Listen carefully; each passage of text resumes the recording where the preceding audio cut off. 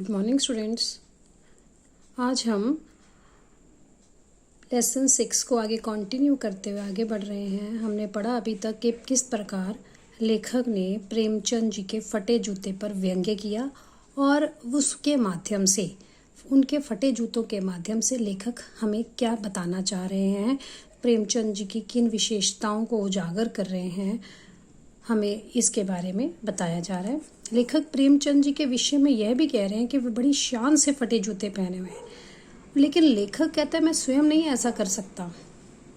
लेखक उनकी व्यंग्य भरी मुस्कान का अभिप्राय क्या, मीनिंग क्या है, इसके बारे में पूछ रहे हैं। वह प्रेमचंद कई पात्रों का सहारा लेकर इन प्रश्नों का उत्तर जानना चाहता है कि फटे जूते होने के कारण भी जानना चाहता है कि वो क्यों फटे जूते पहनते हैं।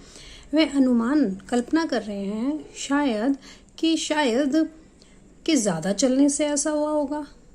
ज़्यादा चलने से बच्चों जूते फटते नहीं बल्कि जूते घिस जाते हैं। लेखक ने इस बात को बताने के लिए भक्ति काल के कवि कुंभन दास जी का उदाहरण दिया है कि कुंभन दास जी जो थे उनके जूते फतेहपुर सीकरी, बार बार फतेहपुर सीकरी आने और जाने में उनके जूते घिस गए।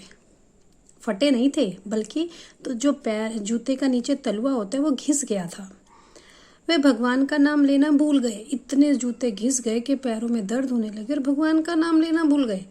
क्या कहते हैं, उनके मुंह से क्या पंक्तियां निकली, कहते आवत जात पन्हैया घिस गई बिसर गयो हरि नाम, के आते जाते बार बार भगवान के दर्शनों के लिए आते जाते मेरे पैर के जूते घिस गए और मैं भगवान का नाम ही लेना भूल गया।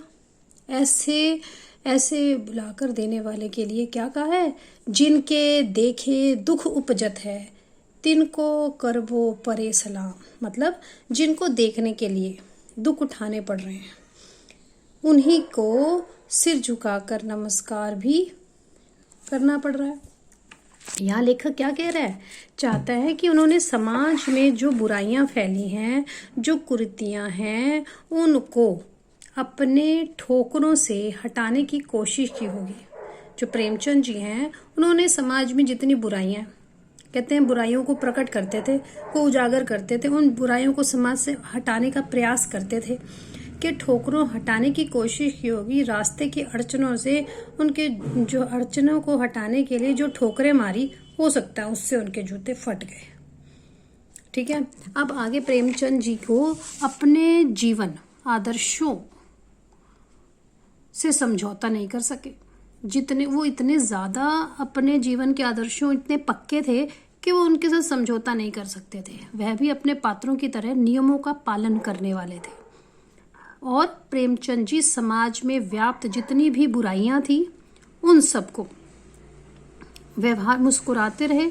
अवसरवादी, कहते वो आडंबरों को, समाज में फैली बुराइयों को समाज से दूर करना चाहते थे। जो लोग मेहनत करने से डरते हैं, वास्तविकता को छिपाते हैं, उन पर प्रेमचंद जी हंस रहे हैं। प्रेमचंद जी क्या कहते हैं, मैं यथार्थ का सामना करते हुए आगे बढ़ो, दुख झेलें किंतु अपने अस्तित्व को बनाए रखा।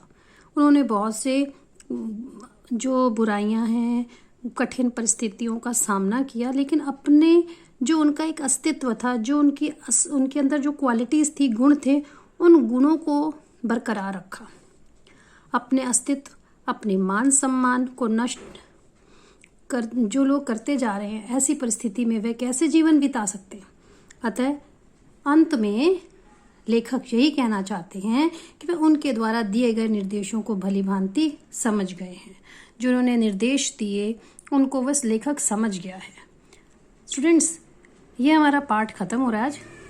मैं इससे रिलेटेड आपको क्वेश्चन आंसर सेंड कर रही हूँ।